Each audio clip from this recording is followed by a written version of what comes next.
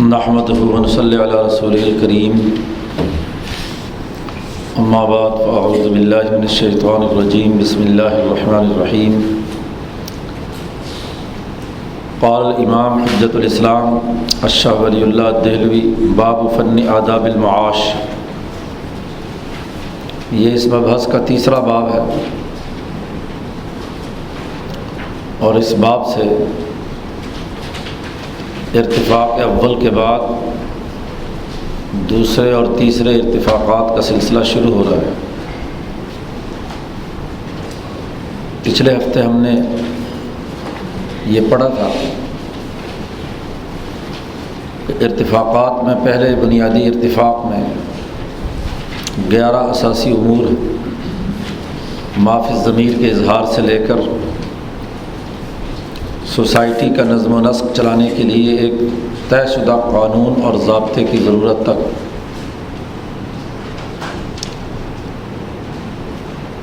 یہ امور 3 اصولوں کی روشنی میں جب دوسرے درجے پر پہنچتے ہیں تو ان میں ارتفاقات کی نوعیت ایک نئی شکل اختیار کرتی ہے۔ 3 امور یہ تھے کہ ان ارتفاقات کے لیے اس بات کو پیش نظر رکھنا ہے کہ علوم تجاربیہ یا تجربات اور سائنس اور ٹیکنالوجی سے جو علوم دریافت ہوئے ہیں وہ اخلاق فاضلہ جو سوسائٹی کی اقدار اور اخلاق متعین ہو چکے ہیں، اور تیسرا اجتماعیت رعیہ کلی، ان 3 کی روشنی میں ہمیں ان امور کو مزید بہتر بنانا ہے۔ شاہ صاحب نے بدور بازغہ میں ایک بات یہ واضح کی ہے کہ ارتفاق اول اس کے ابتدائی امور جب ارتفاق ثانی کے دائرے میں داخل ہوتے ہیں تو وہاں حکمتوں کا ظہور ہوتا ہے۔ ان تینوں اصولوں کی روشنی میں ہر شعبہ اس میں حکمت کی کار فرمائی ہوتی ہے، اور شاہ صاحب نے فرمایا کہ ارتفاق ثانی کے جتنے بھی حکمتیں اور علوم ہیں اس کی کل 5 اقسام ہیں، یعنی یہ 11 امور ان کو اگر دوسرے مرحلے میں علمی اور فنی بنیادوں پر مرتب کیا جائے اور حکمت کے اصول پر ان کا تحلیل و تجزیہ کیا جائے تو وہ 5 حکمتوں میں بند ہیں۔ استقراء اسی بات کی اجازت دیتا ہے، یعنی تمام علوم کا احاطہ کیا جائے، ان کے اعداد و شمار اکٹھے کیے جائیں، ان کے بارے میں تمام امور کو ایک جگہ پر جمع کر کے تحلیل و تجزیہ کیا جائے تو وہ 5 حکمتیں شاہ صاحب نے بیان کی ہیں۔ نمبر 1 حکمت معاشیہ، نمبر 2 حکمت اکتسابیہ، نمبر 3 حکمت منزلیہ، اور نمبر 4 حکمت تعاملیہ، اور نمبر 5 حکمت تعاونیہ۔ یہ 5 امور اس دائرے میں داخل ہیں۔ حکمت معاشیہ، اکتسابیہ، منزلیہ، تعاملیہ اور تعاونیہ۔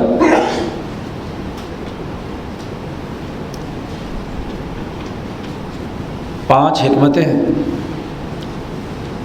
اور ہر حکمت کے اپنے قاعدے اور ضابطے ہیں۔ سب سے پہلا دائرہ انہوں نے معاشیہ کا بیان کیا، تو یہاں اس باب میں بھی وہی آداب معاش، زندگی بسر کرنے کے آداب۔ اصل میں بات یہ ہے سمجھنے کی کہ یہ علوم پچھلے 100-150 سال میں جب اس میں نئی جہتیں پیدا ہوئی ہیں تو لفظ معاشیات اب احتیاجات اور انسانی وسائل کے دائروں سے، جس میں دولت کی پیدائش، تقسیم، تبادلہ اور صرف تمام امور شامل ہیں، دو تقسیمیں 100-150-200 سال سے الگ الگ ہوئی ہیں کہ معاشیات کے علم میں یہ تمام چیزیں آ جاتی ہیں اور سیاسیات کے ضمن میں وہ اجتماعی امور آ جاتے ہیں۔ خاندانی نظام سے متعلق امور جو ہیں وہ عمرانیات میں یا معاشرت کے اندر آ گئے۔ تو یہ اب جدید تقسیم ان 3 دائروں کے اندر ہے۔ لیکن قدیم زمانے کی جتنی بھی کتابیں ہیں وہاں یہ تقسیم معاش، اقتصاب، تعامل اور تعاون، یہ چاروں کے چاروں دائرے جو ہیں خاص طور پر جب ارتفاق ثانی کی سطح پر ہوں تو ان میں یہ سب کے سب معاشیات کے ضمن میں آتے ہیں آج کی اصطلاح کی تعریف میں۔ اس زمانے میں جب معاش کے لفظ کا اطلاق ہوتا تھا تو دراصل زندگی بسر کرنے کے آداب و اخلاق تک محدود تھا۔ ابن خلدون کے ہاں دیکھ لیں، ماوردی کے ہاں دیکھ لیں، حتیٰ کہ یورپ کے جو ایڈم اسمتھ سے پہلے کی کتابیں ہیں معاشیات پر، جنہوں نے اخلاقیات اور معاشیات کے تناظر میں گفتگو کی ہے، ان کے ہاں بھی معاشیات اور اس کے ساتھ ساتھ باقی شعبے وہ اسی تقسیم پر ہیں جو یہاں شاہ صاحب نے کی ہے۔ یہ شاہ صاحب کے زمانے میں پوری دنیا میں ہی تقسیم یہی رہی ہے۔ یہ تو جب بعد میں ایڈم اسمتھ کیا بلکہ سرمایہ داری نظام جب اگلے مرحلے میں داخل ہوا ہے تو 18ویں صدی کے اندر کہیں جا کر یہ تقسیم پختہ ہوئی ہے کہ معاشیات کے اندر دولت کے تبادلے کا عمل بھی ہے، دولت کی تقسیم کا عمل بھی ہے، دولت کے استعمال کا عمل بھی ہے۔ چونکہ یہ چاروں باتیں بنیادی طور پر ایڈم اسمتھ نے بیان کی تھی تو وہاں سے پھر یہ معاشیات کا شعبہ الگ ہو گیا اور سیاسیات کا شعبہ الگ ہو گیا۔ دوسری ایک اور سطح بھی ہے کہ ایڈم اسمتھ نے اس کو ملکی قومی نظام کے تناظر میں اس پر بات چیت اور گفتگو کی تھی، ریاستوں کی تشکیل کے تناظر میں، جبکہ اس سے پہلے یہ امور ارتفاق ثانی کی سطح کے تھے، یعنی ارتفاق ثانی میں خرید و فروخت اور لین دین ریاستوں کا اتنا جبر کہ جس کے ذریعے سے ریاستیں براہ راست ان امور میں مداخلت کریں وہ بہت کم تھا۔ ان کا تعلق صرف ریاستوں کا ٹیکس وصول کرنے اور اس کو کم سے کم رکھنے اور تمام کاروباری لوگوں کو، تمام جو معاشی سرگرمیاں ہیں ان کو یہ نگرانی کرنے کا کہ کوئی کسی کے اوپر ظلم نہ کرے، بس۔ حکومتوں کی مداخلت معاشی سسٹم کے اندر کم سے کم تھی، اس لیے اس زمانے میں یہ تمام امور ارتفاق ثانی پر کی سطح پر زیر بحث لائے جاتے تھے۔ جب ایڈم اسمتھ کے بعد جب سے ریاستوں کا تسلط ہوا اور ریاستی نظام نے افراد کی اور جماعتوں کی آزادی سلب کر لی، وہاں پھر یہ تقسیم کہ حکومتوں کے 2 بنیادی شعبے، ایک سیاسی اور ایک معاشی، ارتفاق ثالث کی سطح پر، اور اس کا اتنا اثر کہ وہ پورے کے پورا جو سوسائٹی کا عمل ہے وہ اس معاشی سسٹم کی گرفت میں آ گیا۔ جیسے مثلاً یہی اصول ایڈم اسمتھ کا کہ زر اس کی کنٹرولنگ اتھارٹی حکومت کے پاس ہو اور سارا زر اس کے پاس جمع ہونا چاہیے خزانے میں، اور اس کی جگہ پر صرف رسیدیں دی جائیں، کاغذی نوٹ۔ تو اس طرح تمام انسانوں کی جو آزادی ہے وہ سلب کر لی سرمایہ داری نظام نے بھی اور اس کے بعد سوشلزم نے بھی۔ تو قدیم زمانے کی تقسیم میں ارتفاق ثانی کی سطح پر ہر شعبے اور پیشے سے متعلق جو جماعتیں تھیں ان کی حکمت پر بحث کی جاتی تھی۔ تو سب سے پہلے خاندان، اس خاندان میں زندگی بسر کرنے کے طریقہ کار یا آداب کیا ہونے چاہیے۔ خاندانوں سے مل کر سوسائٹی بن رہی ہے،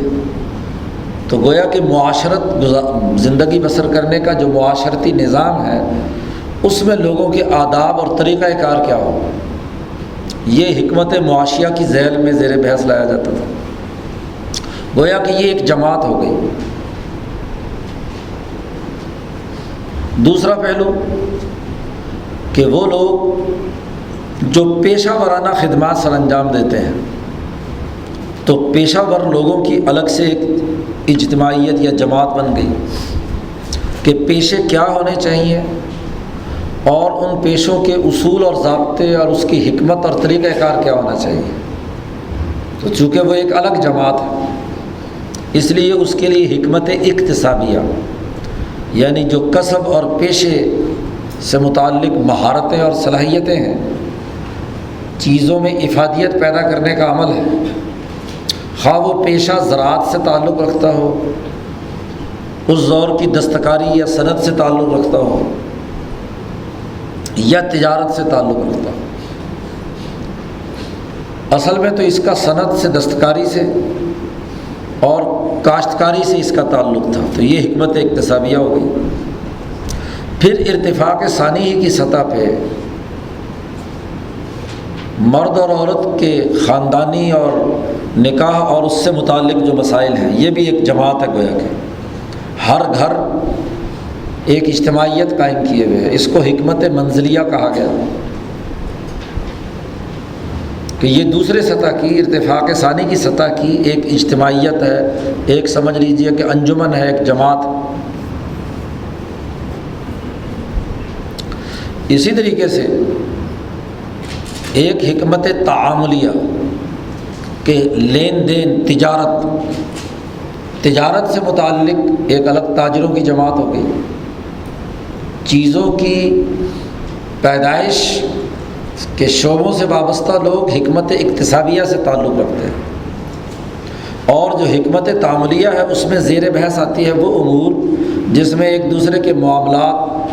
خرید و فروخت اور لین دین کے معاملات کو پذیر ہوتے ہیں۔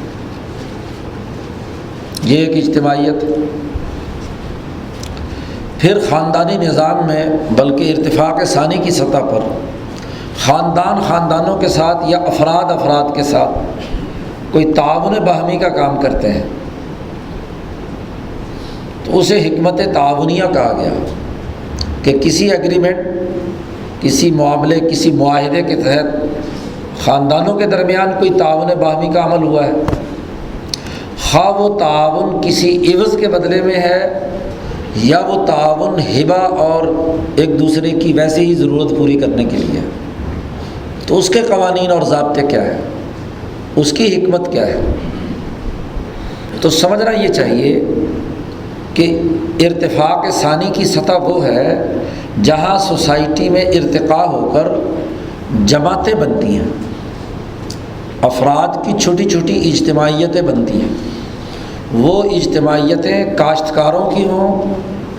یعنی پیشہ وروں کی ہوں، وہ اجتماعیتیں تاجروں کی ہوں، وہ اجتماعیتیں تعاون باہمی کی ہوں، وہ اجتماعیت ایک خاندانی نظام کی ہو، میاں بیوی اور اولاد پر مشتمل ایک فیملی کی ہو، وہ اجتماعیت معاشرت، آداب زندگی، کھانے پینے، پہننے اوڑھنے، تہذیب و ثقافت سے متعلق اجتماعیتیں ہوں، کیونکہ ہر برادری یا ہر ایک زبان بولنے والا یا ہر ایک خاندان، اس کی تہذیب و ثقافت اور روایات ایک دوسرے سے کیا ہوتی ہیں، مختلف ہوتی ہیں۔ تو ان کے درمیان جو بنیادی آداب ہیں وہ کیا ہونے چاہیے۔ ہمارے ہاں جب ارتفاق ثانی کی بحث ہوتی ہے تو عام دوستوں کو یہ بڑی غلط فہمی ہوتی ہے کہ اس سے مراد صرف خاندانی نظام ہے، اور خاندانوں میں بھی میاں بیوی اور گھریلو معاملات جو ہیں اس انداز میں اس کی تشریح کی جاتی ہے، یہ بات قطعی طور پر غلط ہے۔ شاہ صاحب کے ہاں یہ کوئی کم تصور نہیں ہے، یہ خاندانی نظام یہ اس ارتفاق ثانی کی ایک اجتماعیت ہے، ایک انجمن ہے، ایک جماعت ہے۔ اسی لیے شاہ صاحب نے وہاں یہ کہا ہے کہ ارتفاق ثانی، ارتفاق اول کی سطح پر تو ایک فرد تھا یا ذرا 2 افراد 4 افراد، لیکن ان کے جو انفرادی معاملات تھے جو حیوانیت سے ذرا اوپر اٹھنے کے تھے، اور ان میں یہ 11 امور پائے جاتے تھے۔ یہ جب اگلے مرحلے میں داخل ہوئے تو ان کی باقاعدہ جماعتیں وجود میں آ گئیں، تاجروں کی جماعت، کاشتکاروں کی جماعت، خاندانی نظام، اسی طریقے سے باقی امور۔ تو دوسری سطح پر جو جماعتیں وجود میں آئی ہیں وہ ارتفاق ثانی کے میں زیر بحث لائی جاتی ہے، تو اور ان میں وہ 5 ہی دائرے بنتے ہیں۔ ان میں سے پہلا دائرہ جو ہے یہاں شاہ صاحب نے بیان کیا ہے، باب فن آداب المعاش۔ شاہ صاحب نے کہا کہ یہ فن آداب معاش جو ہے وہی الحکمت الباحثہ عن کیفیت الارتفاقات من الحاجات المبینہ من قبل علی الحد الثانی۔ یہ آداب معاش میں وہ حکمت ہے، اور پہلے تو یہاں حکمت کی تعریف سمجھنی چاہیے۔ حکمت سے مراد گرد و پیش کے حقائق کا درست علم حاصل کرنا، معرفت الاشیاء کما ہی، گرد و پیش میں جو حالات، واقعات، اشیاء، چیزیں کسی بھی شعبے سے متعلق ہیں ان کی ٹھیک صحیح معلومات حاصل کرنا، ووضعها علی محلها علی الصواب، اور پھر ہر چیز کو اس کے حقیقی مقام پر رکھ کر، درست طور پر رکھ کر ایک مفید نتیجہ اخذ کرنا، یہ حکمت کہلاتا ہے۔ تو اب معاشیات سے متعلق حکمت یہ ہے کہ معاشیات کے امور کا صحیح تعین کرنا کہ اس کے کتنے مرحلے، کتنے فیزز ہیں، اور پھر ان مرحلوں میں ہر مرحلے میں کون کون سے ایسے بنیادی اقدام ضروری ہیں جس سے وہ ٹھیک اور درست نتیجہ پیدا کریں۔ تو شاہ صاحب نے کہا یہ فن معاش جو ہے یا آداب معاش وہ ایک ایسی حکمت ہے جو بحث کرتی ہے ارتفاق کی کیفیت سے، عن کیفیت الارتفاقات، ارتفاقات کی کس کیفیت سے؟ وہ حاجات جو 11 ہم نے پیچھے بیان کی ہیں، المبینہ من قبل، جو اس سے پہلے بیان کی جا چکی ہے، یعنی زبان، لغت سے شروع ہو کر اور اس مسلم قاعدے قانون تک جو انسانوں کے مسائل حل کرنے کے لیے ضروری اور ناگزیر ہوتی ہے۔ تو جتنی احتیاجات یا ضرورتیں ہم نے پیچھے بیان کی ہیں ان پر بحث کرنا حکمت کے اصول پر علی الحد الثانی، دوسرے درجے پہ، دوسرے مرحلے میں۔ ارتفاق اول میں تو اس کا پہلا مرحلہ ہوتا ہے، اور انہی احتیاجات کا حکمت کے اصول پر دوسرے درجے میں جائزہ لینا جبکہ اس کی جماعتیں وجود میں آ چکی ہیں۔ یہ حکمت معاشیہ کی گویا کہ تعریف کر رہے ہیں شاہ صاحب۔ والاصل فیہ، اس میں اصل بات یہ ہے کہ ان یعرض الارتفاق الاول، ارتفاق اول میں یہ جو 11 حاجات اور ضروریات تھیں ان کو پیش کیا جائے گا علت نمبر 1 علی التجربۃ الصحیحۃ فی کل باب، ہر حاجت کو پورا کرنے کے لیے جو تجربات، ضرورتیں، تجربے سے جو چیز بہتر سے بہتر ہمارے سامنے آتی گئی، جتنے بھی تجرباتی علوم ہیں انسان نے چیزوں کو تجربے سے سیکھا ہے جی، تو یہ 11 کے 11 امور کو تجربات سے، مشاہدات سے جو بھی زیادہ سے زیادہ مفید انسانیت کے لیے ہوتا گیا تو اس تجربے کے اوپر پیش کرنا۔ فتختار الہیئات البعیدہ من الضرر القریبہ من النفع، تو تجربے سے جو کام نقصان پہنچانے سے جتنا دور ہوگا اور انسانیت کو نفع پہنچانے کے جتنا قریب تر ہوگا اسے اختیار کر لیا جائے، اور وَيُتْرَكُ مَا سِوَى ذَلِكَ، اور اس کے علاوہ جتنی بھی چیزیں ہیں ان کو چھوڑ دیا جائے۔ یہ ہے پہلی بات کہ ان 11 چیزوں کو اس بات پر پرکھا جائے تجربات کی روشنی میں، مشاہدات کی روشنی میں، کہ ان میں جو زیادہ نقصان دہ ہے اس کو چھوڑ دینا، اور جو نفع بخش ہے اور ضرر پہنچانے سے انسان کو باز رہتا ہے اسے قبول کر لینا، اسے اختیار کر لینا۔ اب ایک حاجت ایک کام سے بھی ہو جاتی ہے۔ اب اگر تجربے کے بعد کچھ انسانوں نے دوسرے کسی پہلو کے ذریعے سے اس حاجت کو پورا کرنے کا طریقہ وضع کر لیا اور اس میں انسانوں کے لیے سہولت پیدا ہو گئی، تو اس کو اختیار کر لینا اور پہلے کو چھوڑ دینا۔ جی، موم بتی جلا کر بھی روشنی لی جا سکتی تھی، جی تجربات کی روشنی میں لالٹین آ گئی تو اس سے بھی روشنی ہے، اور اس کے بعد آگے تجربے کے بعد آج بجلی آ گئی تو بجلی سے استفادہ۔ کل کو کوئی اور ٹیکنالوجی آ جائے جو اس سے بھی سستی ہو اور زیادہ روشنی دینے والی ہو تو اس کو اختیار کر لینا۔ تو ایک حاجت، ایک ضرورت جو انسان کی احتیاجات میں سے ہے، اسے تجربہ الصحیحہ، ناقص تجربوں کی بات نہیں، تجربے تو ساری دنیا کرتی ہے، لیکن کوئی تجربہ صحیح اور درست نتائج دے کر انسانیت عامہ کے فائدے کا ہوتا ہے، اور کوئی تجربہ محض تجربہ رہتا ہے، تجربے پر پیسے تو بہت خرچ ہو جاتے ہیں، نتیجہ کچھ نہیں نکلتا۔ تو جو صحیح تجربہ ہے ہر حاجت کے ذیل میں، اس میں سے جو پسندیدہ انسانیت کے نفع کی چیز ہے اسے قبول کرنا اور باقی کو چھوڑ دینا۔ نمبر 2، وعلی الاخلاق الفاضلہ التی یجبل علیہا اہل الامزجۃ الکاملہ، ان حاجات کو پورا کرنا، اور وہ تجربات بھی آپ نے کیے ہوں، ان تجرباتی چیزوں کو اس تناظر میں بھی دیکھنا ہے کہ وہ اخلاق فاضلہ کے معیار پر پورا اترتے ہیں کہ نہیں۔ اور اخلاق فاضلہ وہ کہ جو دنیا میں مہذب، اعلیٰ اور کامل مزاج کے لوگوں کو فطری طور پر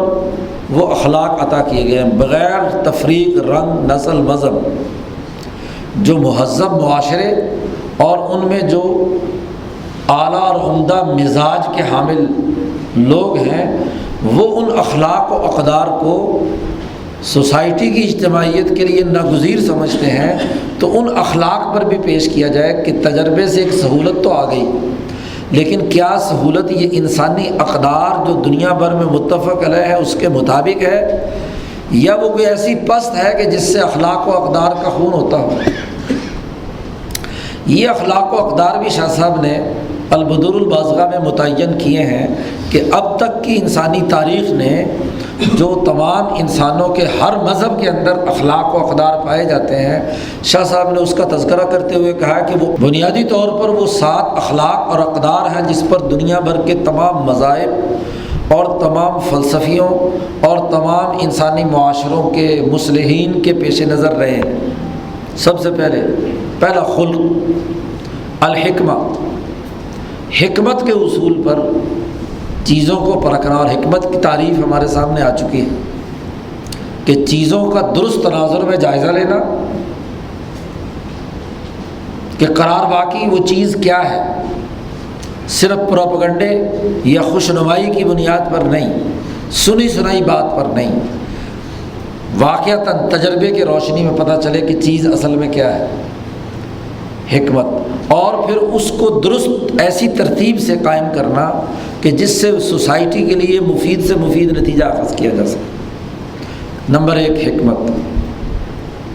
نمبر 2 شاہ صاحب نے وہاں بیان کیا ہے العفت۔ تمام معاشروں میں بے شرمی اور بے حیائی کے کام ممنوع ہیں، کوئی مذہب اس کی اجازت نہیں دیتا، اور خاص طور پر وہ انسان جن میں انسانیت کامل اور مکمل ہے، وہ کبھی عفت و عصمت سے ہٹ کر کام نہیں کرتے۔ ہاں، جو جانوروں کی طرح زندگی بسر کرنے کو پسند کرے تو ظاہر ہے کہ وہ معیار نہیں ہے، کہ وہ حیوانی کردار ہے۔ اس لیے دنیا کے کسی معاشرے میں بھی سر عام جانوروں کی طرح مرد اور عورت کا تعلق قائم کرنا،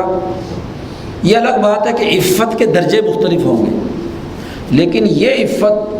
کہ مرد اور عورت جانور بن کر سب کے سامنے حرکتیں شروع کر دیں، یہ بات نہیں ہے۔ جو بھی بنیادی طور پر انسانیت کے مزاج کامل کی حیثیت رکھتا ہے، وہاں اس مہذب سوسائٹی کے اندر عفت کا بنیادی خلق کردار ادا کرتا ہے۔ تیسری چیز شاہ صاحب نے کہا وہاں السماحہ، باوقار ہو، وہ عمل انسانی وقار کو پورا کرتی ہو، انسان کو بے وقار نہ کرے۔ جو بھی چیز آپ نے دریافت کی ہے اس حاجت کو پورا کرنے کے لیے تمام انسان باوقار طریقہ اختیار کرنا پسند کرتے ہیں، یہ بنیادی قدر ہے۔ ذلیل اور رسوا ہو کر غلامی اور پستی کی حالت میں کسی چیز کو قبول کرنا، ہاں جی، یہ انسانی اقدار کے اخلاق فاضلہ کے سراسر خلاف بات ہے۔ اسی طریقے سے شاہ صاحب نے چوتھا خلق بیان کیا ہے الشجاع، بہادری۔ یہاں بھی لوگ جو ہے شجاعت شجاعت پکارتے رہتے ہیں۔ عربی زبان میں لفظ شجاعت نام کا کوئی لفظ نہیں ہے، اور اردو میں کہاں سے آ گیا؟ یہ لفظ ہے شجاع۔ تو الشجاع، بہادری اور دلیری۔ مرد جو اعلیٰ مزاج کے حامل ہیں وہ کبھی بزدل نہیں ہوتے۔ مرد کیا، عورتیں بھی جو مزاج کامل رکھتی ہیں وہ دلیر ہوتی ہیں۔ بزدلی کی بنیاد پر، پست ہمتی کی بنیاد پر کسی حاجت کو پورا کرنا، یہ انسانی بہادری اور دلیری کے خلاف بات ہے۔ دنیا کے ہر مذہب میں اور دنیا کے ہر نظام میں بہادر اور دلیر آدمی کی تعریف کی جاتی ہے، بزدل اور پست ہمت کمینی خصلت رکھنے والا آدمی کو پسند نہیں کیا جاتا۔ چوتھا خلق۔ پانچواں بنیادی خلق ہے فصاحت و بلاغت، گفتگو کا انداز و آداب۔ وہ فصیح ہے، بات چیت اور گفتگو فصاحت، اخلاق سے گری ہوئی اور غیر فصیح باداری زبان دنیا کے کسی بھی مہذب معاشرے میں قابل قبول نہیں ہوتی۔ دنیا کے تمام معاشروں نے اپنی اپنی زبان کو ادب کے اعلیٰ پیمانے پر کیا ہے قائم کرنے کی جدوجہد اور کوشش کی ہے۔ لا یعنی اور فضول بات، غیر فصیح اور گھٹیا الفاظ کا استعمال، غیر پارلیمانی الفاظ کا استعمال، یہ کسی بھی مہذب معاشرے میں قابل قبول نہیں ہوتا۔ تو خاص طور پر اظہار ما فی الضمیر کا وہ طریقہ جو غیر فصیح ہو اور گھٹیا زبان کا ہو، وہ دنیا کے کسی مذہب اور معاشرے میں قابل قبول نہیں ہے۔ تو جو حاجت پوری کی جا رہی ہے اس میں جو زبان یا اظہار ما فی الضمیر آپ کر رہے ہیں، اس کے پیچھے جو بنیادی خلق کار فرما ہونا چاہیے وہ فصاحت۔ چھٹا بنیادی خلق شاہ صاحب نے وہاں بیان کیا دیانت۔ دیانت کا مطلب یہ ہے کہ جو کچھ آپ کہہ رہے ہیں وہی کچھ کر بھی رہے ہیں، یعنی آپ کا فعل اور عمل، آپ کا ذہن اور آپ کی زبان اور آپ کا عمل تینوں ایک لائن پر ہو۔ یہ نہیں ہے کہ کہہ کچھ اور رہے ہیں، عمل کچھ اور کر رہے ہیں، زبان سے کچھ اور کہہ رہے ہیں، دماغ میں آپ نفرت رکھتے ہیں دوسرے سے، بغض اور عداوت رکھتے ہیں۔ تو یہ بنیادی جو خرابی ہے دیانت کا ہونا۔ دیانت کا صرف مال سے تعلق نہیں ہے، یاد رکھو، یہ امانت اور دیانت، امانت یا کسی کی چیز لوٹانا، یہ دیانت کا ایک جز ہے، ایک فرد ہے کہ جس میں معاشی ذمہ داری آپ نے قبول کی ہے، تو جو چیز آپ نے کسی کی امانت لی ہے اس کو ٹائم پر دے دینا، یا جو ذمہ داری سپرد کی ہے، لی ہے، اس ذمہ داری کو پورا ادا کرنا دیانت داری ہے۔ لیکن اصل دیانت کا بنیادی تعریف شاہ صاحب نے وہاں پر کی ہے۔ شاہ صاحب نے تو وہاں پوری فلسفی زبان میں، ہاں جی، یہاں تو میں عام فہم انداز میں ان کے مطلب سمجھا رہا ہوں، وہاں شاہ صاحب نے دماغ کے پانچوں حصے، حواس خمسہ باطنہ اور انسان کے جو ظاہری اعضاء ہیں اس کے تناظر میں ان تمام چیزوں کا جائزہ لیا، ان اخلاق کا۔ تو یہ دیانت ضروری ہے۔ اور چھٹی بات جو ہے وہ ان چھوں کا مجموعہ ہے، السبت الصالح اسے کہتے ہیں، جس میں حکمت بھی ہو، جس میں عفت بھی ہو، جس میں شجاعت بھی ہو، جس میں دیانت بھی ہو، جس میں سماحت بھی ہو، وغیرہ وغیرہ۔ ان ساروں کا مجموعہ اور اس کا عملی اظہار ہر مرحلے میں، یہ نہیں کہ ایک مجلس میں تو اس نے دیانت سے کام لیا اور دوسری جگہ پر جا کر بددیانتی شروع کر دی، ایک واقعے کے اندر تو بہادری کا معاملہ کیا، دوسری جگہ پہ بزدلی کا اظہار کر دیا۔ یعنی یہ سارے اخلاق اس کے اندر بنیادی طور پر ہر معاملے، لین دین، تمام پہلوؤں کے اعتبار سے موجود ہوں۔ اس کو السمت الصالح کہتے ہیں۔ یعنی اس کا عمل، اس کا کردار، اس کی زبان، اس کی تمام گفتگو وہ طالح نہیں ہونی چاہیے، بری نہیں ہونی چاہیے، جس سے لوگ کہیں کہ ہاں واقعتاً یہ بات درست ہے، حتیٰ کہ دشمن بھی تسلیم کرے کہ یہ بات یا اس کا کردار جو ہے وہ درست ہے۔ تو یہ اخلاقیات ہیں بنیادی، جو شاہ صاحب کے زمانے تک ماہرین اخلاقیات، خواہ وہ یورپ کے تھے، ایشیا کے تھے، عیسائی تھے، ہندو تھے، یا یہودی تھے، مسلمان تھے، تمام کے ہاں یہ بات کیا ہے، یہ اخلاقیات پیش نظر رہتے تھے۔ اس اخلاقیات کا سب سے پہلا بڑا غلط جو کیا ہے وہ ایڈم اسمتھ نے، کہ معاشیات کا اخلاقیات سے کوئی تعلق نہیں ہے، کہ اخلاق الگ چیز ہے۔ اس لیے جب ایڈم اسمتھ نے یہ نظریات دیے تھے تو خود یورپ کے جو اخلاقی مفکرین تھے انہوں نے آڑے ہاتھوں اس کو لیا تھا کہ یہ کہنا کہ کسی اخلاق اور اقدار سے ماورا ہو کر تمام معاشی سرگرمیاں ہونی چاہیے، تو یہ بات قطعی طور پر غلط ہے۔ اس لیے جب تعریف بھی کی بعد کے لوگوں نے کہ یہ دولت کا علم ہے، تو سب سے بڑا اعتراض خود یورپین مفکرین نے یہ بیان کیا تھا کہ دولت کا اخلاق سے کیا تعلق ہے؟ آپ یہ کہیں کہ انسانی احتیاجات کی تسکین کا علم ہے، پھر تو بات سمجھ میں بھی آتی ہے، لیکن یہ کہنا کہ دولت کے بڑھوتری، دولت کے بنیاد پر دولت کمانے اور دولت کو بڑھانے کے لیے یہ علم وجود میں لایا جا رہا ہے، تو یہ تو آپ سرے سے اخلاقیات کا دائرہ نکال رہے ہیں۔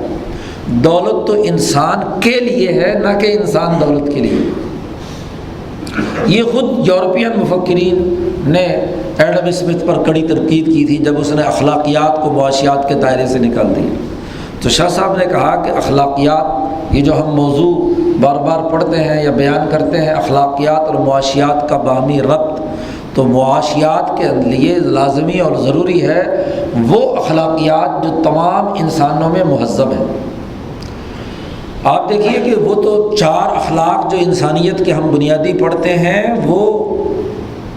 یہ اخلاق بھی اس میں شامل ہے۔ اس میں السماحہ کے ذیل میں یہ 7 اخلاق شامل کیے ہیں شاہ صاحب نے، جہاں السماحہ کا اطلاق ہوتا ہے۔ اس کے ساتھ ساتھ شریعت نے اخبات اور طہارت، عدالت اور سماحت کے ذیل میں یہ 7 اخلاق آ جاتے ہیں، اور باقی جو ہے 2 یعنی طہارت اور اخبات۔ تو طہارت بھی دنیا بھر کے تمام مذاہب کے اندر عبادات کا تصور رہا ہے، اور کسی نہ کسی طاقت کے سامنے جھکنے کا عمل بھی مذہبی طور پر رہا ہے۔ لیکن چونکہ یہاں معاشیات کی بات چل رہی ہے تو معاشیات کی بات کے لیے شاہ صاحب نے وہ اخلاق جو تمام مذاہب کے متفق علیہ ہیں ان کا تذکرہ کیا، کیونکہ پیچھے شاہ صاحب یہ بات واضح کر چکے ہیں مقدمے میں کہ میں یہ جو اصول بیان کر رہا ہوں یہ وہ اصول ہے جو تمام مذاہب اور تمام سوسائٹی کے مصلحین کے ہاں متفقہ طور پر، خاص طور پر اس زمانے میں جب قرآن نازل ہو رہا ہے۔ تو دوسری جس چیز پر ان تمام احتیاجات کو پیش کرنا ہے وہ اخلاق ہے، کہ جو ان میں سے شاہ صاحب کہتے ہیں فَيُخْتَارُ مَا تُوجِبُهُ وَتَقْتَضِيهِ، جو ان اخلاق فاضلہ کو پیدا کرنے کا سبب بنے، جو طریقے ارتفاقات کے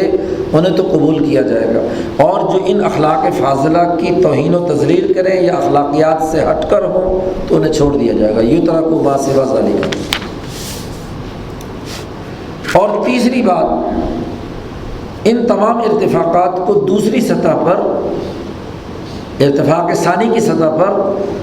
اس نقطہ نظر سے بھی تجزیہ کیا جائے گا کہ حسن الصحبہ بین الناس و حسن المشارکہ معہم، لوگوں کا جو آپس میں میل جول ہے تمام انسانیت کا، بین الناس، وہ مصاحبت، وہ تعلق اعلیٰ اور اچھا اور عمدہ ہے، و حسن المشارکہ معہم، اور تمام انسان جو جس اجتماعیت میں جس سطح پر بھی شریک ہیں تو ان کی یہ مشارکت جو ہے یہ بھی اعلیٰ اور عمدہ اور اچھی ہو۔ وَنَحْوِ ذَلِكَ مِنَ الْمَقَاصِدِ النَّاشِئَةِ مِنَ الرَّأْيِ الْكُلِّ، وہ تمام کے تمام جو اجتماعی مفاد کے دائروں سے جو مقاصد وجود میں آتے ہیں ان مقاصد کو پورا کرنے کا، شراکت کی اجتماعیت کا کوئی معاملہ ہو یا لوگوں کے لین دین اور ایک دوسرے کی اجتماعیت سے تعلق رکھتا ہو، وہ اچھا اور عمدہ ہے تو اسے قبول کیا جائے گا، اور اگر اس حوالے سے اجتماعیت کے تقاضوں اور مقاصد سے ہٹ کر ہے تو اسے چھوڑ دیا جائے گا۔ تو انہی 3 اصولوں پر 11 بنیادی اساسی حاجات ان کو پیش کیا جائے گا حکمت کے اصول پر، اس کے مطابق ہے تو قبول ہے، نہیں تو چھوڑ دیں۔ اب شاہ صاحب نے یہ تعریف یہاں پر گویا کہ معاشیات کی ہے، یہی تعریف آپ اگر ایڈم اسمتھ کی سب سے پہلا ایڈیشن دیکھیں تو اس کے اندر بھی کی گئی، مارشل نے معاشیات پر جو تحریر کی تعریف بیان کی ہے اس میں بھی یہی بنیادی طور پر، لیکن یہ آداب کے 3 حصے، اخلاق فاضلہ اور رائے کلی، ان 2 کو چھوڑ دیا، صرف تجربات کی روشنی میں جو حاجت زیادہ اچھے طریقے سے پورا کر رہی ہے، زیادہ پیسے دے رہی ہے، زیادہ کیا ہے نفع کما رہی ہے، بس اس کو قبول کر دو۔ اخلاقیات سے بھی نکال دیا اور اجتماعی تقاضوں کے دائرے سے بھی نکال دیا۔ شاہ صاحب نے یہ تعریف کرنے کے بعد اس دائرے کے کچھ بنیادی آداب کی ایک فہرست بیان کی ہے۔ تفصیلات یہاں اس لیے نہیں بیان کی کہ چونکہ یہ کتابوں کے اندر موجود تھی، ہاں جی، ہر ایک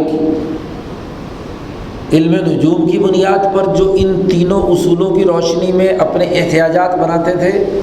ان کی کتابوں میں، اسی طرح جو طبیعیات کے اصول پر ان تمام ہاں جی ابواب کی ہاں جی ان دائروں کے اعتبار سے تحلیل و تجزیہ کر کے اس ارتفاق ثانی کی سطح پر چیزوں کو قبول کرتے تھے ان کی کتابوں میں، اسی طریقے سے جو حنیفی تحریک کے انبیاء یا دین اسلام کے ماننے والے ہیں وہ دین اسلام کی تعلیمات کی روشنی میں ان تمام فہرستوں میں اپنا اپنا سسٹم انہوں نے بنایا ہوا ہے۔ شاہ صاحب نے اس کی ایک فہرست یہاں پر دے دی ہے، معظم مسائل ہی، زندگی بسر کرنے کے بڑے بنیادی مسائل میں سب سے پہلے تو کھانا ہے، کھائے بغیر آدمی کا گزارا نہیں ہے، تو سب سے پہلے العقل، پھر اس کے بعد الشرب، پینا،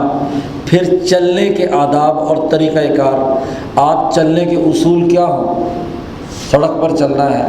لوگوں کو نقصان پہنچا کر یا کیا ہے، سڑکوں کے اصول اور ضابطے، ایسے ہی والقعود، بیٹھنے کے کیا آداب ہیں، کیا گلی محلے میں سڑک روک کر وہاں راستہ روک کر محفل اور مجلس لگانا ہے یا کیا ہے اپنے دائرے کے اندر بیٹھ کر بات کرنی ہے، اور پھر بیٹھنے اور مجلس کے آداب کیا ہے، اس کے قاعدے اور ضابطے کیا ہیں، ہاں جی ہلہ گلہ مچانا ہے، توڑ پھوڑ کرنی ہے، ہاں جی ادھر ادھر کی وہ ہاں جی باقی کام کرنے ہیں، یا ایک مہذب اور سلیقے کے ساتھ مجلس کا انعقاد جس میں تہذیب کے دائرے میں رہ کر بات کرنا وغیرہ وغیرہ۔ ایسے ہی سونے کے آداب، سونے کا طریقہ کار، سفر، اگلا مرحلہ انسان کو سفر کی ضرورت پیش آتی ہے، ایسے ہی بالخلا، ہاں جی انسان کی ضرورت ہے کہ اپنے جسم کے وہ فضلات خارج کرے، کیا سب کے سامنے گلی میں کھڑے ہو کر پیشاب پخانا شروع کر دے، یا اس کے لیے باقاعدہ بیت الخلاء بنائے جائیں، اس کے کوئی آداب ہوں، اس کے طریقہ کار ہو، ہاں جی اس نجاست اور گندگی کو ہاں جی بدبو اور جراثیم پھیلانے سے روکنے کے طریقہ کار وغیرہ وغیرہ۔ اسی طریقے سے میاں بیوی کا جو آپس کا تعلق ہوتا ہے اس تعلق کے آداب اور قاعدے اور ضابطے کیا ہیں، کیا جانوروں کی طرح وہ ملاپ کریں یا مہذب انسانوں کی طرح ان کا ایک طریقہ کار ہے۔ ایسے ہی لباس کی تراش خراش اور لباس کے استعمال کرنے کے طریقے، والمسکن، ایسے ہی گھر گھر کیسا ہونا چاہیے، آرام دہ کون سا ہوتا ہے، کیا کیا اس کے اندر سہولتیں ہونی چاہیے، ہوا کا گزر ہو، روشنی کا ہو، وغیرہ وغیرہ۔ اسی طریقے سے النظافہ، صفائی ستھرائی، سڑکوں کی بھی گھر کی بھی، ہاں جی، گھر کا سارا گند اٹھا کر سڑک پہ ڈال دے، ہاں جی، گھر تو صاف ہو گیا اور باہر سڑک خراب رہے جس پہ سے اس نے خود آنا جانا ہے، تو اس کے بھی کوئی آداب اور قاعدے اور ضابطے ہوں گے نظافت کے۔ ایسے ہی وزینہ،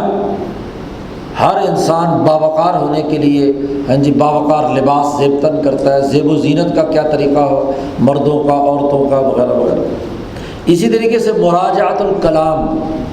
آپس میں مکالمے اور مباحثے کا کیا اصول اور ضابطے ہیں جی۔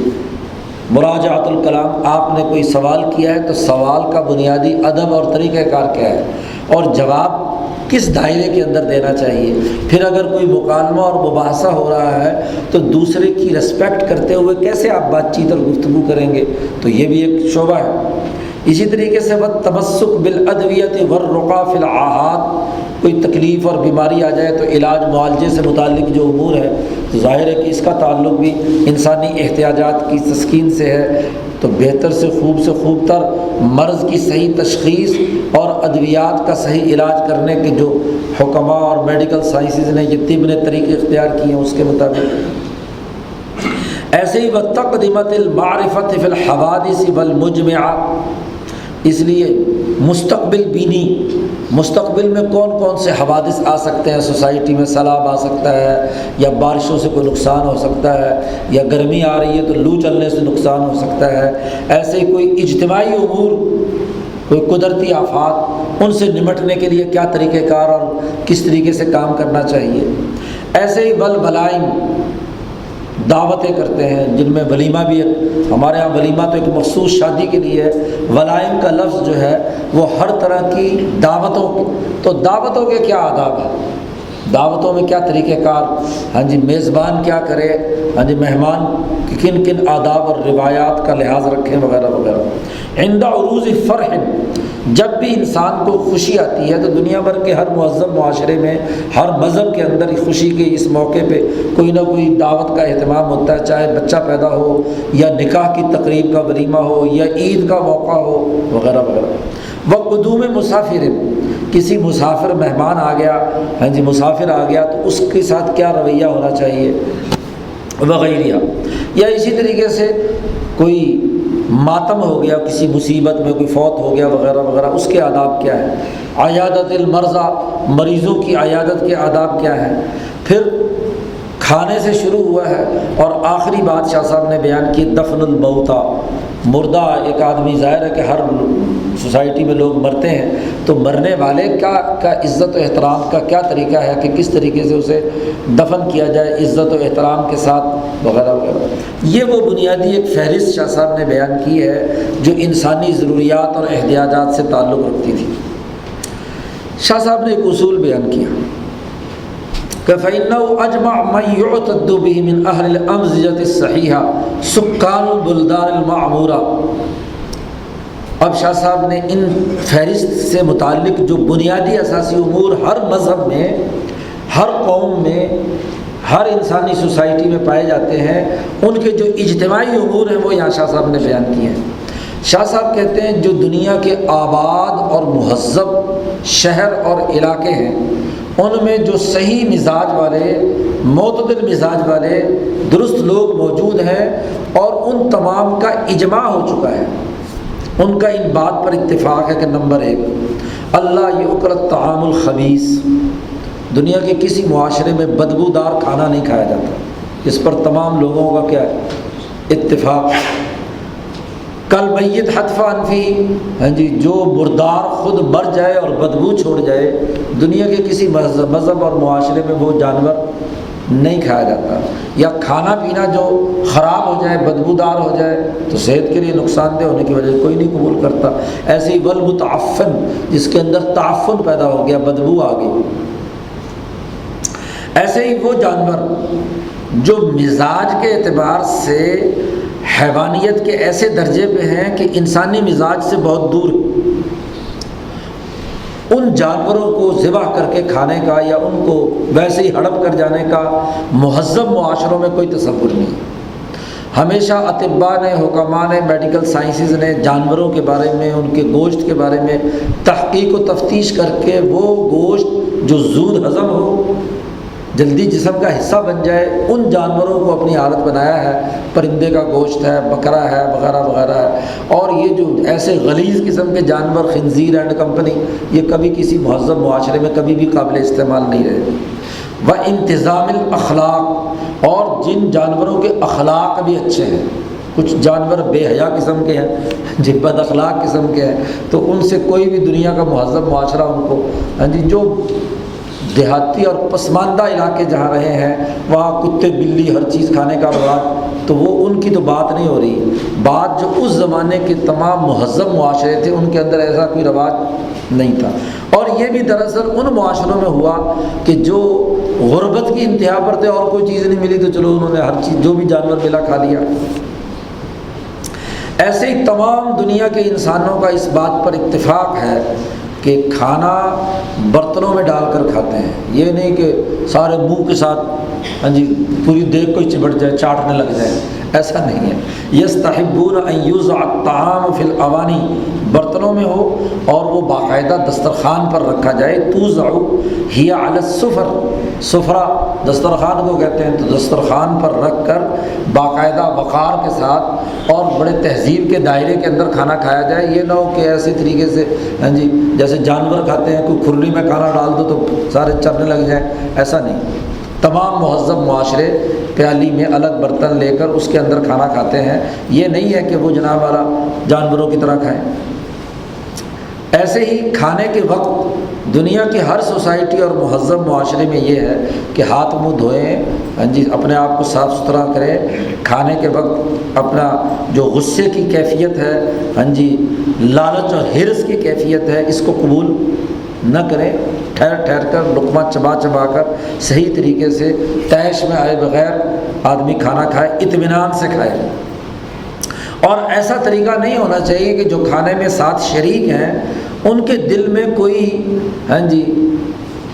چیز پیدا ہو کہ یار یہ کیسا غیر مہذب آدمی ہمارے ساتھ بیٹھ گیا، جو کیا ہے کھانا کھانے کا سلیقہ اس کو نہیں آتا، اس کو نفرت پیدا ہو جائے۔ دنیا کے کسی معاشرے میں یہ نہیں ہے۔ اسی طریقے سے اللہ یشرب الماء العاجن، بدبودار پانی پینا ہے تو ایسا جس کے اندر بدبو ہے، جس کے اندر مٹی ملی ہوئی ہے، غلیظ پانی ہے، تو اس کو کون پیتا دنیا میں؟ صاف ستھرا شفاف پانی اور اس کو ٹھنڈا یا جیسے بھی مزاج ہے اس کے مطابق پینا دنیا بھر کے تمام معاشروں میں ہے۔ ان یحترز من القرع والعب، پورے برتن کے اندر ایک ہوتا ہے کنارے سے پینا پانی، اور ایک یہ کہ پورے برتن کے اندر بیچ میں جیسے جانور چپ چپ کرتے ہیں تو اس طرح پینا۔ دنیا کے کسی مہذب معاشرے میں لوگ اس طرح نہیں پیتے۔ ایسے ہی وَأَجْمَعُوا عَلَى اسْتِحْبَابِ النَّظَافَةِ، تمام دنیا کے تمام مہذب معاشروں کا اس بات پر اجماع ہے کہ صفائی ستھرائی ضرور ہونی چاہیے، بدن کی بھی، کپڑوں کی بھی اور مکان کو بھی، دو چیزوں سے ضرور صاف ہونا ضروری چاہیے۔ النجاسات الممتنہ المتقذرہ، وہ گندگیاں جو خود انسان کے بول و براز یا کسی جانور کی گندگی کی صورت میں آتی ہیں، تو اپنے گھر کو صاف رکھنا، اپنے کپڑوں کو صاف رکھنا، اپنی جگہ کو صاف رکھنا، بدن کو صاف رکھنا، یہ دنیا کے ہر معاشرے کی اجتماعیت میں سے معاملہ ہے۔ اور دوسری بڑی بنیادی چیز جو ہے اپنے جسم کے اندر جو میل کچیل ہے اور اس میں سے جو بدبو کے بھپکے اڑ رہے ہیں، اس سے صفائی دنیا کے ہر مہذب معاشرے میں لوگ کرتے ہیں۔ یہ الگ بات ہے کہ نہائیں کئی دن نہ بدبو آتی رہے، اوپر سے کپڑے بدلتے رہے، مہذب معاشروں میں یہ بات نہیں ہے۔ کالبخر یزال بالسواک، منہ سے بدبو آ رہی ہو اور آپ کسی دوسرے سے بات چیت اور گفتگو کریں تو ظاہر ہے کہ یہ تکلیف دہ باعث ہے دوسرے کے لیے، اس لیے مسواک کرے، یا آج کل ٹوتھ پیسٹ آ گیا، برش کر کے آئے، دانت صاف ہونے چاہیے، منہ سے بدبو کے بھپکے نہیں اڑنے چاہیے۔ ایسے ہی کشعر الابط والعانہ، یہ جو بغل کے نیچے کے بال ہیں اور ناف سے نیچے کے بال ہیں، یہ دنیا کے ہر مہذب معاشرے میں ان کی صفائی کا اہتمام ہے۔ ایسے ہی کپڑوں کے اوپر جو میل کچیل ہے، اب میل کچیل چڑھا ہوا ہے اور اس کو کہیں کہ یہ بڑا اللہ لوگ آدمی ہے، اللہ لوگ آدمی ہے، اللہ لوگ تو صاف ستھرے ہوتے ہیں،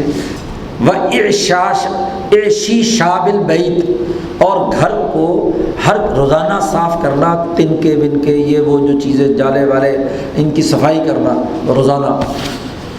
یہ بھی کیا ہے، اس پر بھی تمام انسانیت کا اتفاق اور اجماع ہے۔ اور اس بات پر بھی تمام لوگوں کا اتفاق ہے کہ مرد شامۃ بین الناس، مرد باوقار ہو کر رہنا چاہیے، مردوں کو وہ ایک امتیازی شان کے ساتھ رہے۔ ہاں جی، پرانے زمانے میں اس امتیازی شان کی اور خصوصیات تھیں، ہاں جی، کوٹ ووٹ پہننا، شیروانی پہننا، ہاں جی، اس کے ساتھ ٹوپی پہننا یا پگڑی پہنتے تھے لوگ۔ تو بہرحال لوگوں میں باوقار لباس کے ساتھ وہ آئے لوگوں کے سامنے۔ گھر میں تو جو مرضی لنگی شنگی بند ہے یا جیسے مرضی رہے، لیکن لوگوں کے سامنے آئے تو باوقار لباس میں آئے۔ یہ تمام لوگوں کے مہذب معاشرے کی خصوصیت ہے۔ قد سوا لباسہ، اس کا لباس صاف ستھرا اور بہترین ہونا چاہیے۔ اور آج کل اس تصویہ کا طریقہ استری بھی آ گئی، پرانے زمانے میں نہیں تھی۔ بہرحال سوا لباسہ، اس کا لباس درست ہونا چاہیے۔ وَسَرَّحَ رَأْسَهُ، اس کے بال سر پر ہیں تو بالوں میں کنگھی ہونی چاہیے۔ بکھرے ہوئے بال بانکے دھاڑے اور وہ لوگوں میں مجمع میں آ کر بیٹھ جائے تو یہ غیر مہذب بات سمجھی جاتی ہے۔ ایسے ہی داڑھی ہے تو داڑھی کو بھی کنگھی کرے، یہ نہ ہو کہ داڑھی کے بال کوئی ادھر جا رہا ہے کوئی ادھر جا رہا ہے، اس کو دیکھ کے ویسے ہی داڑھی سے نفرت ہو جائے۔ حضور صلی اللہ علیہ وسلم نے فرمایا کہ جو آدمی سر کے بال رکھتا ہے تو بالوں کا حق بھی ادا کرے، ان کو تیل شیل بھی لگایا کرے اور ان کو کنگھی بھی کیا کرے، اور داڑھی کو بھی کیا ہے صاف ستھرے اور باوقار طریقے پر رکھے اور اس کے اندر بھی کنگھی کرے۔ ایسے عورت جو ہے اگر وہ شادی شدہ ہے تو اسے تمام لوگوں کا اتفاق ہے، تتزین بخضاب وحلی ونحو ذلک، اس کے مہندی لگی ہوئی ہونی چاہیے جی، اور اس کو زیور پہننا چاہیے۔ شادی شدہ ہے، پتہ تو چلے نا کہ شادی شدہ ہے، اس کا وقار یہ ہے کہ وہ عمدہ لباس کے ساتھ اور اس کے ساتھ ساتھ ہاں جی مہندی لگائے ہوئے ہو۔ حضور صلی اللہ علیہ وسلم کو ایک خاتون نے ایک چٹ دینا چاہیے پردے کے پیچھے سے، تو حضور صلی اللہ علیہ وسلم نے کہا کون ہے؟ جی فلانی زینب ہے۔ تو حضور نے فرمایا کہ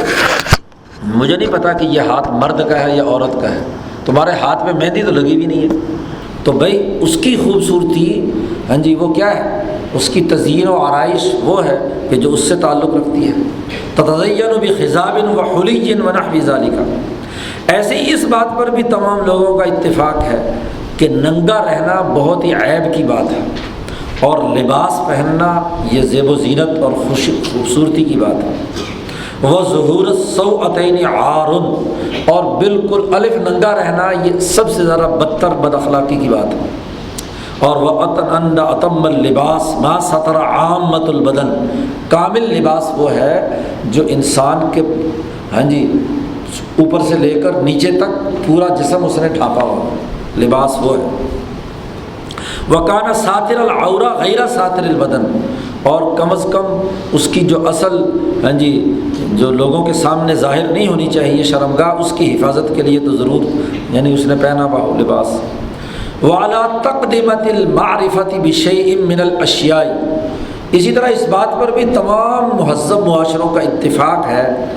کہ وہ مستقبل بینی کی طرف کسی نہ کسی پہلو سے تجسس کا شکار رہتے ہیں کہ پتہ چلے کہ مستقبل میں کیا ہونے والا ہے، اور اس کے مختلف طریقے ہیں۔ اب اما بالرؤیا، جو ہاں جی کچھ معاشروں میں خوابوں کے ذریعے سے کہ خواب کو آیا اور اکثر وہ سچے خواب اس کے نکل رہے ہیں تو اس سے ان کو کچھ مستقبل کا پتہ چل گیا، اور جو معاشرے علم نجوم پر یقین رکھتے ہیں وہ علم نجوم کے ذائچوں کی بنیاد پر مستقبل بینی کا معاشرہ کرتے ہیں۔ اب تیرا یا ہاں جی فال نکالنا، فال کے ذریعے سے کیا ہے جی مستقبل میں کیا ہوگا، تو جو کچھ معاشرے اس کے ذریعے سے مستقبل بینی کرتے ہیں۔ کوئی عیافہ، یہ بھی ایک طریقہ تھا پرانے زمانے میں مستقبل کے بارے میں کوئی چیز دریافت کرنے کا جی۔ اسی طریقے سے کیا ہے اندازے لگاتے تھے، شہاب ثاقب کا کوئی ستارہ گرا تو اس سے کہتے تھے ضرور کوئی چیز آنے والی ہے، کوئی سرخ آندھی آئی تو جی کوئی عذاب آنے والا ہے۔ اس طرح کی چیزیں جو ان کے پیش نظر تھی، یا کہانت، یہ جادوگری وغیرہ، جادو کے ذریعے سے مستقبل کے بارے میں کچھ معلوم کرنا۔ اسی طریقے سے ایک علم رمل کہلاتا ہے، کہ یہ جو ذائچہ جس کے 16 خانے ہوتے ہیں جس سے علم نجوم والے، تو اس کے ذریعے سے کچھ وہ ریت پر بناتے تھے اور اس سے کچھ مستقبل کے بارے میں پیشن گوئیاں اندازے لگاتے تھے وغیرہ ذالکہ۔ مستقبل کے بارے میں کچھ معلومات کرنا یہ انسانی فطرت کا تجسس رہا ہے، اور وہ کسی نہ کسی ذریعے سے مستقبل بینی کی طرف کچھ نہ کچھ کرتے ہیں۔ شاہ صاحب کہتے ہیں وَكُلُّ مَنْ خُلِقَ عَلَى مِزَاجٍ صَحِيحٍ وَذَوْقٍ سَلِيمٍ، ہر وہ آدمی جو صحیح مزاج پر پیدا کیا گیا ہے اور ذوق سلیم رکھتا ہے، يَخْتَارُ لَا مَحَالَةَ فِي كَلَامِهِ مِنَ الْأَلْفَاظِ كُلَّ لَفْظٍ غَيْرَ وَحْشِيٍّ، وہ ضرور اپنی گفتگو میں الفاظ کے چناؤ کے وقت ایسا لفظ استعمال نہیں کرے گا جس سے لوگوں کو وحشت ہوتی ہے، وحشت والا لفظ استعمال نہیں کرتا، بلکہ ایسا لفظ استعمال کرتا ہے جو نرم اور جس سے لوگوں کو کوئی بدکنے کا عمل نہ ہو، تو وہ فصاحت اور بلاغت سے تعلق رکھنے والا غیر مناسب لفظ کا استعمال نہیں کرتا، اور نہ ہی ایسا لفظ استعمال کرے گا کہ جو ثقیل علی اللسان، زبان پر اس کی ادائیگی بڑی بھاری اور مشکل ہو، سہولت سے جو لفظ ادا ہو اس کو اختیار کرے گا۔ اور وَمِنَ التَّرَاكِيبِ كُلَّ ترکیب متین جید، اور جو جملوں کی ساخت وہ بولے گا وہ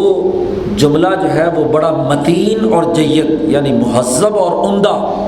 ایسا جملہ جو کسی کے سر پر ہتھوڑا بن کر گزرے،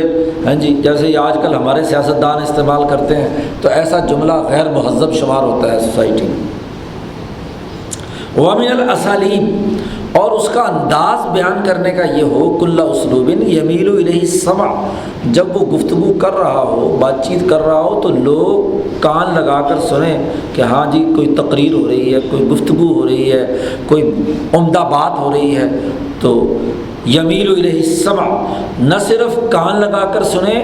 بلکہ یرکن الیہ القلب، دل بھی اس کی طرف میلان کر رہا ہو کہ یہ گفتگو اچھی ہے، سننے کے قابل ہے، اس کو سننا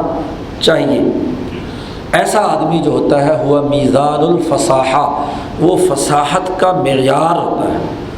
فصاحت و بلاغت کا معیار ہوتا ہے۔ پھر اس کے انداز اور اسلوب اور اس کے ادبی جملے اور اس کی گفتگو اور اس کی نظم اور اس کی نثر لوگوں کو پڑھا کر تعلیم دی جاتی ہے کہ اس انداز میں بات چیت اور گفتگو کی جائے۔ وبالجملۃ، خلاصہ یہ ہے کہ ففی کل باب مسائل اجماعیہ مسلمۃ بین اہل البلدان وان تباعدت۔ شاہ صاحب کہتے ہیں جتنے بھی ابواب ہم نے یہاں پیچھے بیان کیے ہیں، ان میں دنیا بھر کے تمام شہروں اور ملکوں اور علاقوں کے اندر یہ تمام مسائل اجماعی ہیں اور تسلیم شدہ ہیں، اگرچہ وہ شہر اور علاقے دور دراز ہی کیوں نہ واقع ہوں۔ پورا ایشیا، پورا افریقہ، پورا یورپ اور جتنے بھی مہذب علاقے ہیں ان کے تمام شہروں کا تم جائزہ لو۔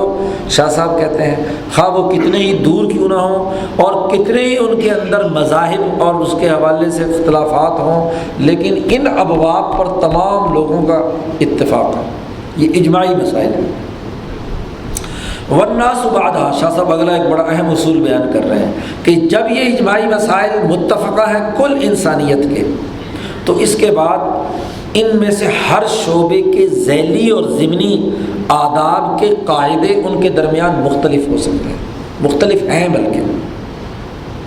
یہ نتیجہ نکلنا چاہیے یہ اجماعی مسائل ہیں، لیکن ہر ایک نے اپنے ذہنی تصورات، ہر قوم نے، اور اپنے مذہبی شناخت کے مطابق ان آداب کے ذیلی اور ضمنی طریقے، جو اس کو آپ تہذیب کہہ لیں، ثقافت کہہ لیں، جس کو آپ ذیلی اور ضمنی قوانین کہہ لیں، وہ ضرور ہو۔ اس حوالے سے ان میں اختلاف پایا جاتا ہے، مختلفون۔ شاہ صاحب نے کہا فالطبیعی یمہدها علی استحسانات الطب، یہی بنیادی آداب ہے، بنیادی شعبے ہیں۔ تو ایک طبیعی یعنی گرد و پیش کی جو زمینی طبیعتی یا طبی خواص ہیں، ان طبی خواص کے تناظر میں اس نے جو طب کے نقطۂ نظر سے اچھی اور مفید چیزیں تھیں اس کے مطابق اپنے ساری چیزیں آداب بنا لیے۔ جی اب کھانا کیا کھانا چاہیے، طبی اور میڈیکل سائنسز جس کو کہے گی اس کو وہ اپنائے گا، پانی کون سا پینا چاہیے جو طب بتلائے گی وہ کہے گا، اسی طریقے سے ہاں جی باقی زیب و زینت کی چیزیں کون کون سی استعمال کرنی چاہیے جی، تو وہ طب کے تناظر میں، جیسے آپ نے پنجاب کے دیہاتوں میں اور باقی تمام امور بھی اسی کے مطابق، کھانا پینا پہننا، لباس کس رنگ کا ہو، تو جیسے گیرو رنگ کا ہندوؤں کے ہاں رواج ہے ہاں جی، ان کے مذہبی شناخت بھی بن گئی ہے، تو وہ مذہب کی کیا اصل میں تو یہ ساری چیزیں یہاں کی طبی خواص کی بنیاد پر ہیں۔ ایسے ہی وہ کھاتے پیتے ہیں وہ ڈھاک کے 3 پات کے اوپر، ہندو جو ہیں پتے کے اوپر، تو وہ طبی خواص کے مطابق، ان کے طبی خواص کے مطابق کہ کسی جانور کا گوشت کھانا درست نہیں ہے اس لیے وہ گوشت نہیں کھاتے، تو طبی یا طبیعی جو خواص اس زمانے میں دریافت ہوئے تھے اس کے مطابق ہی ان کا رہن سہن، کھانا، رسوئی ہاں جی، چیزیں پہننے کے، گھروں میں چیز لٹکانے کے، گھروں کو مزین کرنے کے وغیرہ وغیرہ، وہ ان طبی اصولوں پر ہوتے تھے۔ اور والمنجم علی خواص النجوم، اور بعض معاشرے جو علم نجوم پر یقین رکھتے ہیں تو پھر وہ ستاروں کے ذائچے کی بنا کر کہ کس وقت شادی ہونی چاہیے، کس وقت جو ہے فلانا کام ہونا چاہیے، کس وقت کھانا چاہیے، کس وقت پینا چاہیے، تو علم نجوم کے قاعدوں اور ضابطوں کی بنیاد پر ان تمام چیزوں کو کرتے ہیں۔ ایسے ہی مردوں، اب یہ مردوں کو جلانے والا جو معاملہ ہے یہ بھی طبی اصول پر ہے، ان کا خیال یہ ہے ان کی طب کے مطابق کہ اگر اس کو زمین میں بھی دبا دیا جائے تو اس کی بدبو زمین سے بھی کیا ادھر ادھر آ سکتی ہے، زمین خراب کرنا ہے تو جلا کر راکھ کر دو تاکہ اس کے ذریعے سے کسی بھی قسم کے اس کے مضر اثرات جو ہیں وہ انسانوں پر نہ پڑیں۔ تو یہ بھی انہوں نے طبی اصول کی بنیاد پر مردے کو جلانے کا کام کیا ہے ہندوؤں نے۔ تو اس طریقے سے جن کے اندر جس علم کا رواج تھا اس کے مطابق، اب ہم نے تو اس کو مذہب قرار دے دیا۔ صحیح طریقہ کار جو ولی اللہ اسلوب ہے وہ چیزوں کو دیکھنا چاہیے کہ یہ چیزیں اختیار کیوں کی ہیں کسی نے، اس کی اصل بنیاد کیا ہے، وہ یا علم طب ہے اور یا علم نجوم ہے ہاں جی۔ تو جو نجوم کا چونکہ زیادہ اثر ادھر ایران وغیرہ میں تھا تو ان کے ہاں وہ اس کی بنیاد پر، لیکن جب ہندوستان اور ایران کا معاملہ ہوا تو ان سے علم نجوم ادھر ہی آیا اور یہاں کی طبی چیزیں جو ہے وہاں گئی، تو اب دونوں وہاں مکس ہو گئے، طب بھی اور علم نجوم بھی۔ شاہ صاحب کہتے ہیں 2 دائرے ہو گئے، تیسرا دائرہ بل الہی علی الاحسان، اور جو الہی انسان ہے یعنی ابراہیمی تحریک کو ماننے والا ہے، انبیاء کی تعلیمات کو ماننے والا ہے، وہ اس بنیاد پر اللہ تبارک و تعالیٰ نے اپنی مقدس کتابوں میں کن کن چیزوں کو حرام قرار دیا ہے اور کن کن چیزوں کو حلال قرار دیا ہے۔ الاحسان کی بنیادی تعریف تو یہی ہے کہ تم اللہ کی عبادت کرو کہ گویا کہ اللہ تمہیں دیکھ رہا ہے،